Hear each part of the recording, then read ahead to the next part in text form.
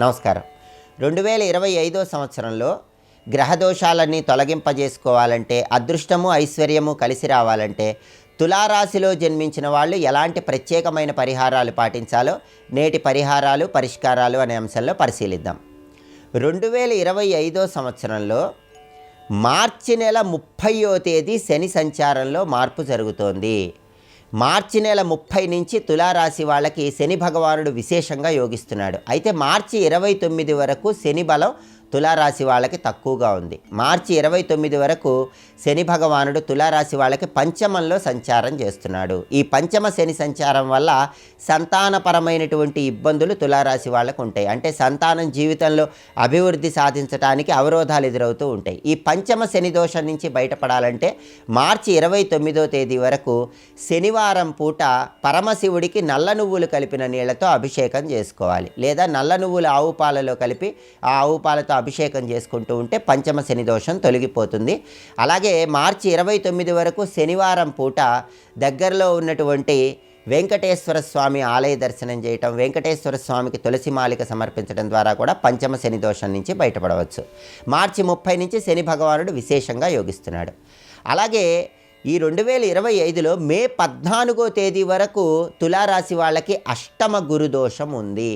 ఈ అష్టమ గురుదోషం వల్ల వృత్తిపరంగా అవరోధాలు, ఖర్చులు ఎక్కువగా ఉండటాలు, ధనపరమైనటువంటి ఇబ్బందులు ఇవన్నీ కూడా ఉంటాయి.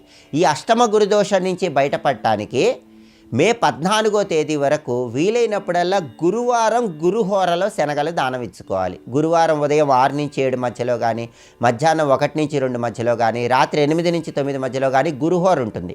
ఈ గురుహోర ఉన్న సమయంలో 1.25 కేజీ శనగలు పసుపు రంగు వస్త్రంలో మూటగట్టి దానం ఇచ్చినట్లయితే అష్టమ గురుదోషం తొలగిపోతుంది. మే 15వ తేదీ నుంచి భాగ్యంలో గురువు తులారాశి వాళ్ళకి సంవత్సరం మొత్తం విశేషంగా యోగిస్తున్నాడు. అలాగే తులారాశి వాళ్ళకి రాహు సంచారంలో మార్పు అనేటటువంటిది విశేషమైనటువంటి శుభ ఫలితాలను కలిగింపజేస్తోంది.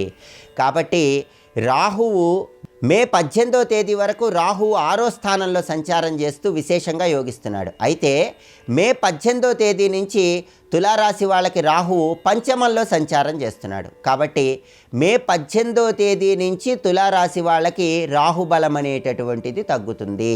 కాబట్టి దానివల్ల సంతానపరమైనటువంటి ఇబ్బందులు కలిగే సూచనలు ఉన్నాయి. వాటిని అధిగమించాలంటే మే 18 నుంచి రాహుబలం పెంచుకోవటానికి ఆదివారం పూట దుర్గాదేవి ఆలయ ప్రాంగణంలో సాయంత్రం 4:30 నుంచి 6 మధ్య ప్రాంతంలో నిమ్మదీపాలు వెలిగించాలి. ఇలా చేస్తే పంచమ రాహుదోషం అనేది తొలగిపోతుంది.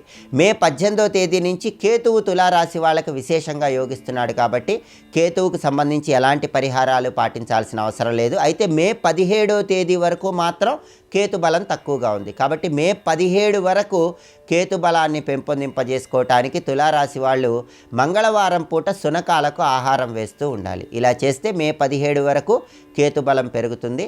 దీనివల్ల గ్రహదోష తీవ్రతను తగ్గింపజేసుకొని సమస్త శుభాలను సిద్ధింపజేసుకోవచ్చు. ఇలా 2025 మొత్తం అదృష్టము ఐశ్వర్యము కలిసి రావటానికి, జాతక దోష తీవ్రతను తగ్గింపజేసుకోవటానికి తులారాశి వాళ్ళు ప్రత్యేకమైన పరిహారాలు పాటిస్తే సమస్త శుభాలను సిద్ధింపజేసుకోవచ్చు.